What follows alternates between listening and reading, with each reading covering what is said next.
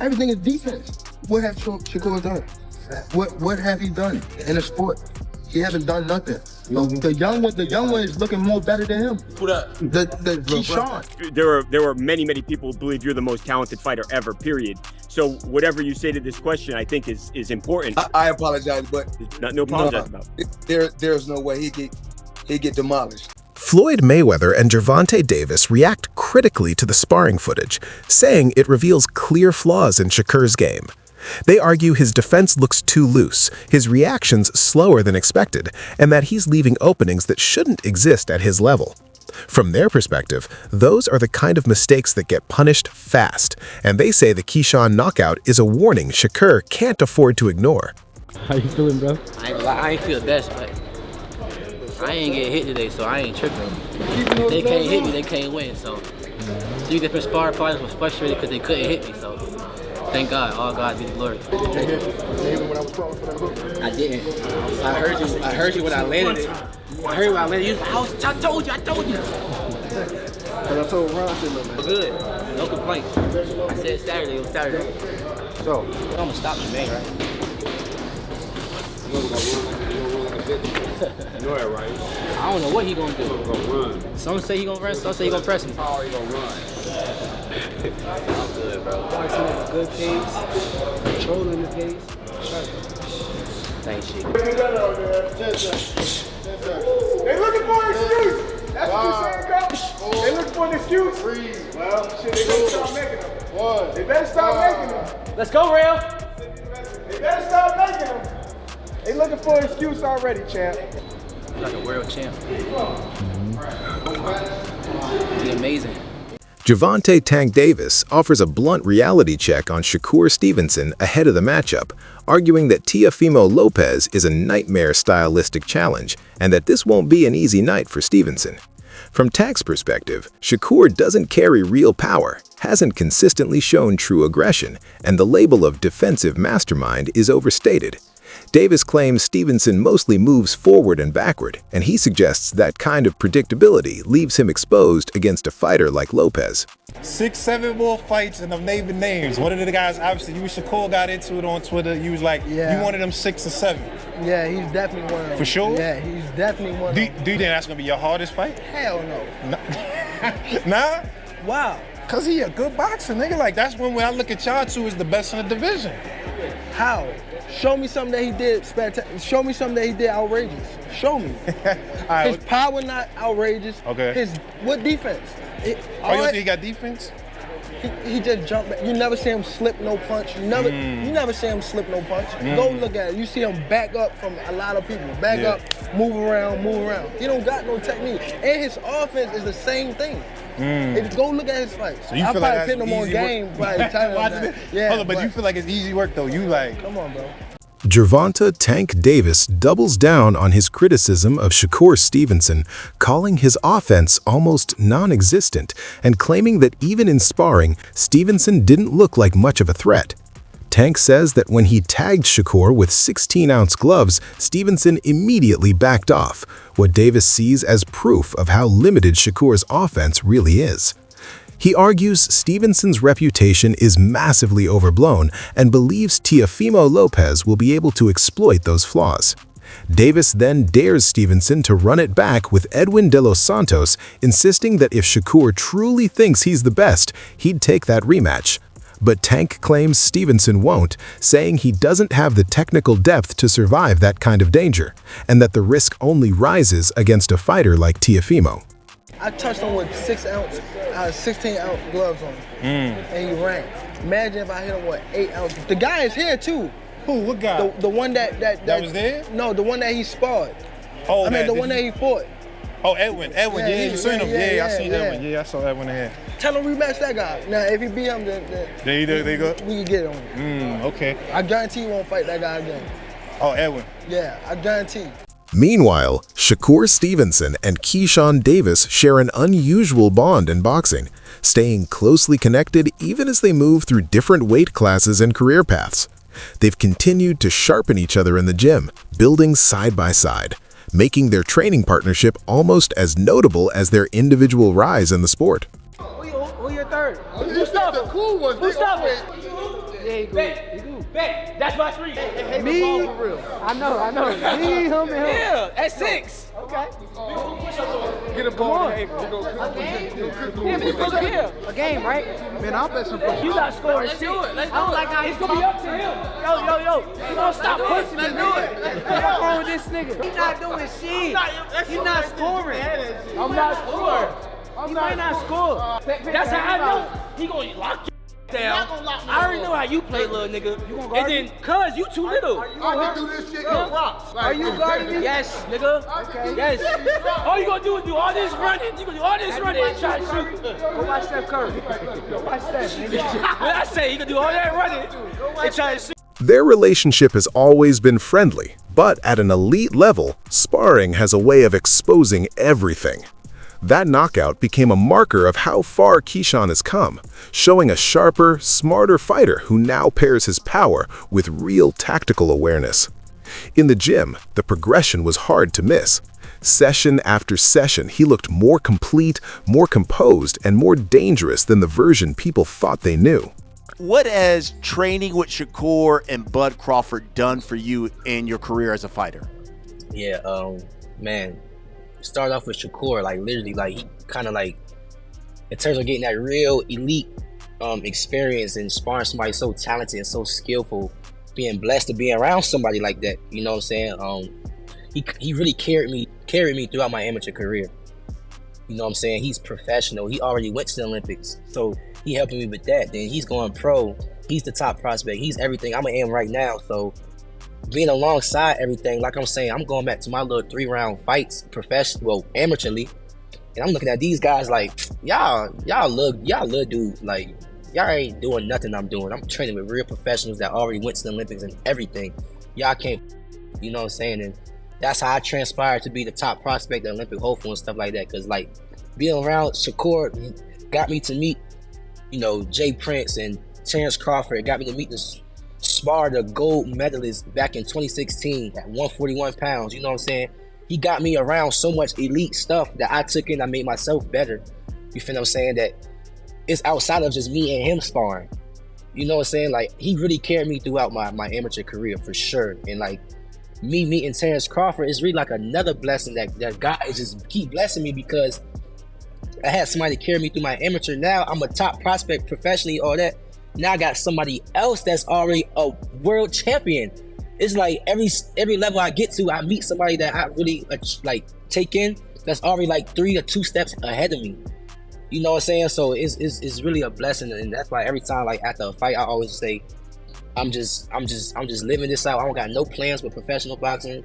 God is just really putting me in positions that He want me to be in, and I'm just living it out.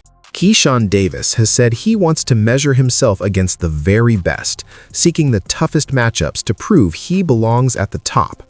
He's been clear that he's chasing elite competition, driven by the goal of establishing himself among boxing's biggest names. At the same time, he's repeatedly insisted that a professional fight with Shakur Stevenson will never happen, no matter how much the public calls for it. Davis says they agreed long ago that they would never face each other as pros, a decision grounded in their friendship and the respect they share. Man, you're in a great division. When you talk about the lightweight division at 135, I mean, you got Shakur, you know, your homie, you got Gervonta, you got Isak Cruz, Devin Haney, and I read where you said, I'm ready for a world title shot now. Do you believe that, though, that Keyshawn Davis is ready to step into the ring with one of those guys and fight for a world title? Truth be told, Brian, I literally just got off the phone. I just hung up the phone with Shakur saying I got to do an interview with you, and I'm like, cool, what you think? Like, because I'm a person that really believes in myself, you know? Yeah. So I want to get other people's opinions too. Like, am I tripping, or do what I really believe, is that true? Is other people believe that in them too? And he like, bro, what you believe in, keep believing in that, because I believe in it too. I feel like you're ready for them top. I said, cool, you think I'm ready for them top guys, like those real top guys? Because I feel like I am. He said, bro, I feel like you can fight anybody you want to fight. And he said, anybody. So I'm like, damn, okay. Keyshawn Davis has emphasized that his sparring with Shakur Stevenson was strictly business, training, not a personal shot or a sign of disrespect. Their connection, he says, runs deeper than boxing. They met as amateurs, sparring and learning the sport as kids, and over time built a friendship grounded in shared experiences and mutual respect. Davis often points out that they've watched each other grow, work through challenges, and support one another through difficult personal moments, making their bond about far more than what happens between the ropes. So he coming to our gym, so I'm hearing about it. I'm like, yo, who is this Shakur Stevenson dude? Everybody keep talking about it in our gym. Like, yo, he just won the Junior Worlds. You know, when you go overseas and you fight. I'm like, he just won the Junior Worlds for real? I'm like, okay, so he should be nice. So long story short, he get there. I see him, right? So, you know, he light-skinned, you know, curly hair. I'm like, this is This dude you been talking about? This the dude y'all talking about? Like, I'm like, man, ain't no way he good. I'm about to beat him up, right? Long story short, you know, like, he signed up with us, days go by, we training with him, everything cool for real. He cool for real. Like, I ain't nothing personal, you know? I'm just talking trash, like at 14, you know what I'm saying? I'm just talking trash. Boom, sparring day come. I'm confident, I'm knowing I'm about to go in here and beat him up, right? Man, I get in the ring, man. Why I cannot hit this man, right? I cannot hit him, but he touching me. So I was like, oh, this is different. He different. Like, he different. So I just keep, you know, I'm 14, he's 16. But that knockout also puts Shakur back under the microscope, and Gervonta Davis doesn't hesitate to pile on. He questions whether Stevenson truly belongs among boxing's elite, arguing that his resume doesn't match the hype attached to his name. The criticism doesn't sound casual. It feels like a release of long-standing frustration as their rivalry keeps simmering in the background. And with every interview and social media exchange, the message grows louder.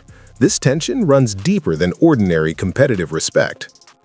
Some of your 135 contemporaries have a lot to say these days. Shakur Stevenson, well, of course, he's now 135 after all that stuff, and then Devin Haney. Right, so why people even talk like he the best at, he didn't even fight at 135 yet. Right. He didn't even have power at 126, 126, 30 or none of that. He is good. Okay. How can you, all that's just okay. How can you stop people that can hit? No matter all that boxing, you gonna get hit. What you gonna do when you get hit? Shakur Stevenson says his tension with Gervonta "Tank" Davis goes beyond criticism. It's about mindset and energy. He believes that as Davis became more established, the dismissive attitude turned into open hostility, a sign that Tank sees him as a real threat. Stevenson points to how Davis reacts whenever his name is mentioned, and he reads that irritation not as disrespect, but as insecurity. Proof, in Shakur's view, that Tank understands the danger Stevenson represents in the division, even if he downplays it in public. There was a time where you guys were pretty cool, right? Yeah, for sure. What changed? Competition. As you get older,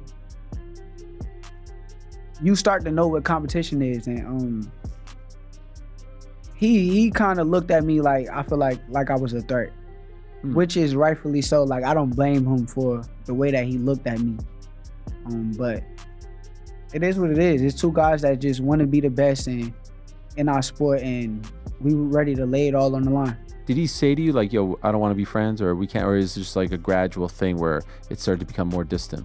Now you just know energy. You know energy. Once you feel the energy that's coming at you, you understand like, okay, I get it. When do you think that started to change? I think as he kind of matured and got older. Once you get older and mature, his energy kind of let it be known like, yeah, you the ops. We gotta fight. Shakur Stevenson says Gervonta Davis knows he'd be a serious problem in the ring. He also draws a clear line between their mindsets. Tank, in Shakur's view, carries a me or nobody mentality, while Shakur says he thrives on testing himself against the best, earning his place by facing elite competition head-on. And perhaps as you were progressing and, you know, getting to the level that you're at now. He knew exactly. Deep down inside, he could sit here and say, I'm not this, I'm not a good fighter, I'm not that, but deep down inside, he knows that I'm the truth. Right. So with him knowing that, he knows that I'm the biggest threat around where he's at. Do you see he gets very upset when people ask him about you? Yeah, I think that's insecurity though. I think he's insecure. Because he knows that you give him trouble? Like, what's he insecure about in your opinion? With top level guys like him, cause like I'm kind of different. I look at things like competition, but like his mentality is more so like it's either me or it's nobody. It's not a 1A, 1B, or you don't have nobody equal to you. So I understand his mentality, but I like to prove that I'm the best. So we kind of just move in different ways. Shakur Stevenson is training with relentless intensity for his showdown with Teofimo Lopez. Day after day, he's pushing his body and mind, tightening his movement, timing, and technique to meet Lopez's power and aggression head-on. Camp has included elite sparring, including work with Terrence Crawford, along with strength sessions designed to add more snap to his punches. The focus in the gym reflects a fighter treating this as the biggest test of his career. Stevenson has also looked back on his time training with Crawford with genuine appreciation, saying he enjoyed the experience and took away valuable lessons from one of boxing's most accomplished minds. What is that like? I mean, fighting Terrence Crawford, sparring Terrence Crawford. This guy's a beast. He can do anything, and you never know what to expect when you go in the ring with Bud. Have you ever got the best of him in sparring? I don't speak on that. I mean, I have good days. He had good days, and honestly, I appreciate him for pushing me to the level that I am at now. On the other side, Teofimo Lopez makes it clear this defense against Shakur Stevenson is bigger than one night. As the reigning WBO and Ring Junior welterweight champion, Lopez sees the bout as protecting everything he's built through years of sacrifice, hard camps, and perseverance. He doesn't frame Stevenson as just another challenger. He sees a real threat with the tools to take his crown, and that reality is driving Lopez to prepare with maximum intensity. To him, the title represents every setback survived and every mile climbed on the way to the top, making this fight as personal as it is competitive. We're really adamant about fighting each other next, and I can't wait for us to really lace it up. And I see him across the ring, and really when that bell rings, lights out for him. What's it like seeing him now kind of face to face? When you look at him, what do you see? Because obviously you're not locked in just yet, and the closer it gets to a fight, obviously things turn a little bit. But when you do look at Shakur, what do you think of him? I think I don't think too much of it. I think that he believes in himself. That's one thing. But I'm here to destroy his dreams and all that he wants to do and become. You can't take this from me. I worked very hard for it. I've bled for this, and I'm not taking nothing from him, but I just believe that what's gonna happen next is for destiny in the boxing ring to decide. Teofimo Lopez says he's focused on targeting Shakur Stevenson's weaknesses and making a statement in the ring. While he acknowledges Stevenson's reputation as an elite southpaw, Lopez insists he isn't fazed. He's faced southpaws before, and he says he has a plan built to catch Stevenson off guard. With his father beside him, downplaying Shakur's hype and pointing to past moments where Stevenson was dropped, Lopez goes in confident he can repeat history and display his own skill and precision on fight night. Not to look over it, but a lot of people look at southpaws they're very difficult, but I grew up with southpaws since a kid. Kind of understand the rhythms of it. Don't get me wrong, he could be slick, but there's something I do to southpaws that just work in my favor. Shakur different though. It's all right. Shakur's a special fighter. But you got dropped, man. What you talking about? You got dropped. Yes, Dad. Even his little daughter said. Hold on, get him pops a mic, man. Dad, like, we need that fight. Get him pops a mic, man. Now, don't stay quiet, Pops. Don't stay quiet. Now I understand why you still. Don't stay quiet. No, yeah. Theo like, nah. Freaking 4 seconds, man. This is a special fight because of who we both of y'all are, but Shakur is a special fighter. You got to acknowledge that. Teofimo Lopez is training under his father, entering this fight with confidence and intent, ready to bring full power against Shakur Stevenson. Lopez Sr. insists Teofimo will crack Shakur's defense, arguing the Williams-Zepeda fight didn't show his true level. He claims Zepeda could have been finished if Teofimo hadn't held back. Together, they say they're planning to expose Stevenson, and they won't be holding anything back. That's what we fighting. There you go. Yeah. So he does agree that he's special. But he does get hit. But I mean, he got hit. He's gonna crack him at least. He's gonna hit him. He got hit a couple times against Cepeda, but he put himself in a position. Normally, he doesn't get hit like that. That boy would have been down. Damn. Shakur Stevenson also spoke with confidence heading into his fight with Teofimo Lopez, saying his camp is locked in and everything is on schedule. With only days left until fight night, he added that Lopez will need that same level of discipline to meet the moment, underscoring Shakur's focused professional approach and readiness to perform at the highest level. Miles in the bank. Boy, ready? 3 more weeks. We locked in. Rounds in the bank. Khalil, what up, gang? Y'all already know.